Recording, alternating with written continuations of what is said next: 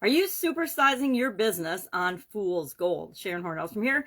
And this is not iron pyrite or iron disulfide, which is the term for fool's gold. This is actually amethyst, but I didn't have any iron pyrite handy. I'm sure I have some actually in a tub of rock somewhere, but I grabbed the amethyst to illustrate that this idiom is something that we probably do not want to be building our business on, supersizing and growing our business. Fool's gold, or iron pyrite as it is more scientifically known, or iron disulfide, looks a lot like gold. And in the gold rush of the 1840s, a lot of inexperienced miners thought that they struck it rich because they would find a vein of iron pyrite, and they, in their inexperience, assumed that it was gold and that they were going to be rich. But iron pyrite and pyrite at the time, and still, really isn't worth much. It's definitely not worth as much as gold.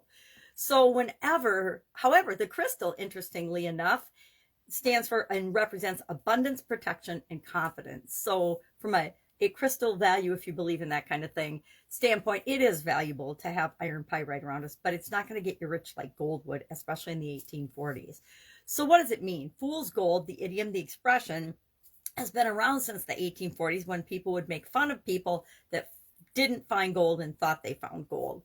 And it means that if a plan or something that you want to achieve sounds good, seems good on the surface, but in reality, it's very unlikely that it'll be successful or of good quality, it's like building your home on sand. It's like having feet of clay. I like idioms, obviously. It means that you're probably not building on a solid foundation, which we want to in order to grow and supersize our business. We can start out with a little bit of shaky ground, but we need to make sure we solidify our foundation as we grow and build and supersize our business. So what are some ways that I have experienced people, and I may have done some of these myself, have built a business or their business on shifting sands and false footing and fool's gold?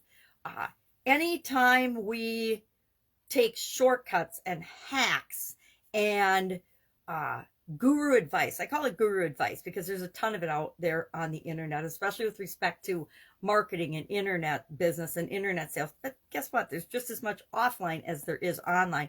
It's just online has such a low barrier to entry. It's easy for people to present themselves as something that they're not. Fool's gold. I call fakers and imposters, because there's imposter syndrome, and then there's actual imposters on the internet and in the world. Con men, we call them on the outside the internet, but online, I guess there's still con men and con women, but we just call them imposters. So there are a lot of people, and it's easy to pretend you're someone else on the internet than who you really are. So there's a lot of buyer beware that we need to keep in mind when we are both buying and selling products and services on the internet. It's always up to us to do our due diligence, right? If something looks too good to be true, and a lot of marketers are presenting things, if I just give 10 times the value of what I'm asking you to pay, then it's got to be a good deal, right? But remember, how we create value is how we think things are valuable, and we have to remember to put ourselves in our customers' shoes and create value in a way that's really valuable to them. So that's my next tip, is put yourself in your customers' shoes. See things from their perspective. Keep in mind the customer experience at all times when you're creating products and services and interacting with the customers or the would-be customers for your business. How can you reduce the risk for them so that they feel comfortable and they're assured that they're going to get what they want, the transformation, the products or services that they need and want from your organization? You can do that through guarantees. You can do that through risk reversal. You can do that through free offers. You can do that through other people's stories, successful people that you've worked with before. That's one of the most powerful ways, because if someone can see themselves in somebody that you've helped before, it's very easy for them to work with you and get the same success. We want to be, I guess, the whole fool's gold thing and shortcuts and hacks and imposters and things. I think if we're being true to ourselves, true to our organization's core values, our missions, our principles, our why we started our business in the first place, our purpose, we'll filter through and make better choices and decisions for our organization and for the world as a whole, right?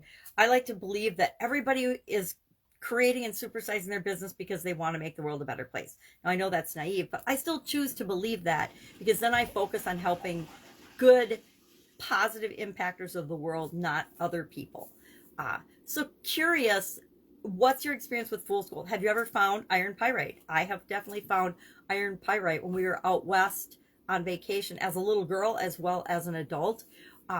It's fun. It's fun to find because it gives you that rush of thinking that you found gold, but then you find out, oh yeah, maybe this isn't real gold, and it's still pretty. So we can enjoy it for what it is, not what we want it to be. Same is true of our businesses. Be grateful for what your business is and create what you want it to be. Share your stories about fool's gold in the comments below, and I will be with you tomorrow with another financial idiom to coincide with the annual BU 365-day challenge. Have an awesome day. If I can help you in any way, ask. Otherwise, see you tomorrow.